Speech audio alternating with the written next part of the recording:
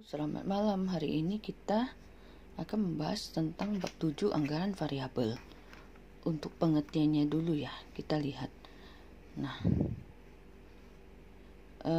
pada penjelasan sebelumnya adalah dikatakan bahwa dalam suatu perusahaan terdapat berbagai macam sifat biaya yang dapat dikelompokkan ke dalam biaya tetap atau fixed cost, biaya variabel atau variable cost, dan biaya semi variabel atau semi variable cost. Oleh karena itu, dengan menyusun anggaran variabel diharapkan dapat teridentifikasi bagaimana dan sejauh mana masing-masing jenis biaya akan terpengaruh oleh aktivitas atau kegiatan perusahaan. Nah, anggaran variabel diutamakan untuk merencanakan biaya-biaya tidak langsung, karena biaya ini tidak berhubungan secara langsung dengan aktivitas perusahaan. Nah, dengan demikian terjadinya aktivitas perusahaan tidak akan secara langsung mempengaruhi besar kecilnya biaya tersebut. Oleh karena itu, anggaran variabel merupakan suatu perencanaan mengenai schedule biaya yang menunjukkan bagaimana tiap-tiap biaya akan berubah sehubungan dengan perubahan tingkat kegiatan untuk waktu yang akan datang dalam relevant range tertentu. Nah, prinsip dasar dari anggaran variabel adalah konsep variabilitas biaya atau cost variability, di mana biaya dapat dihubungkan dengan tingkat kegiatan. Atas dasar konsep inilah biaya dapat dikategorikan menjadi biaya tetap, biaya variabel, dan biaya semi variabel. Anggaran variabel dapat mengidentifikasi masing-masing jenis biaya karena perubahan tingkat kegiatan perusahaan yang bersangkutan. Ya. Kemudian kita lihat kegunaan anggaran variabel.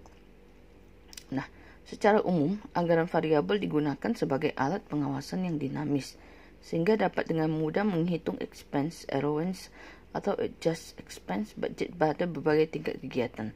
Sedangkan secara khusus anggaran variabel berguna untuk dasar penghitungan anggaran pada suatu departemen, dasar penghitungan biaya yang ditargetkan apabila rencana kegiatan dalam departemen direvisi atau diperbaiki. Nah, faktor-faktor yang harus diperhatikan dalam penyusunan anggaran variabel. Yang pertama, penentuan satuan kegiatan. Tingkat kegiatan dalam suatu perusahaan harus dinyatakan dalam satuan kegiatan, misalnya jam mesin langsung, jam kerja langsung, jam reparasi langsung, kilowatt per jam. Pemilihan satuan kegiatan harus menunjukkan hubungan yang betul-betul kuat antara biaya dengan tingkat kegiatan. Bila tidak, maka analisa variabilitas biaya tidak berguna. Dalam pemilihan satuan kegiatan, ada beberapa kriteria yang harus diperhatikan, antara lain, satuan kegiatan harus mudah dipahami dan diterima. Satuan kegiatan harus mampu menunjukkan atau mengukur naik turunnya tingkat kegiatan yang disebabkan oleh naik turunnya biaya.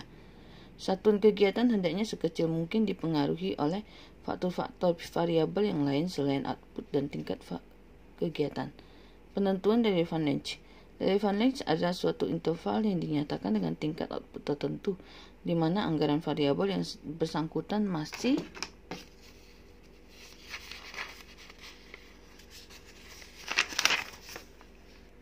dapat dipakai atau masih berlaku.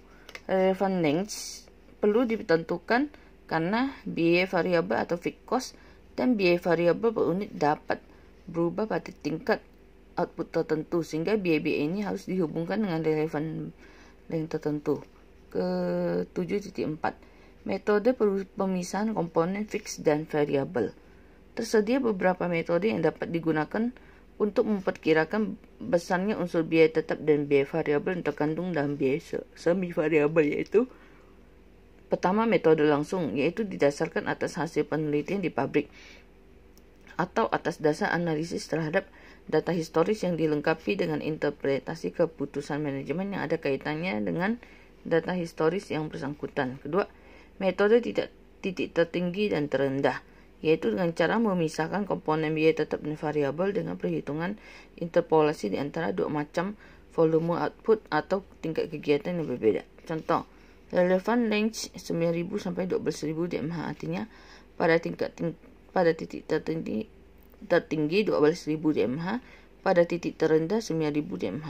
Anggaran biaya pada titik tertinggi adalah 6.400.000. Pada titik terendah adalah 5.200.000. Interpolasinya yaitu kita menghitung biaya variabel per unit. Nah, pada titik kita bikin perhitungan ada DMH, biaya, dan keterangan.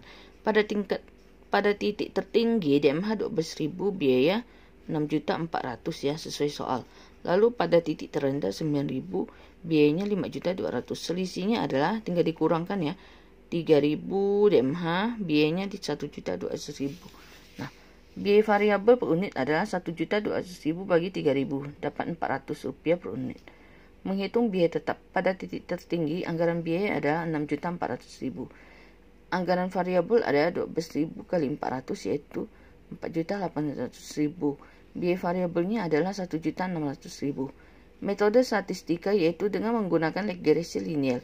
Analisis ini menghubungkan data biaya dengan data output dari waktu yang lalu sehingga dapat diketahui bagaimana biaya akan berubah sehubungan dengan perubahan volume output berdasarkan persamaan yang terbentuk. Hasil taksiran yang diperoleh dapat dijadikan dasar perkiraan pada waktu yang akan datang dalam kaitannya dengan hubungan perubahan volume dengan perubahan biaya. Oke, demikian disampaikan teorinya.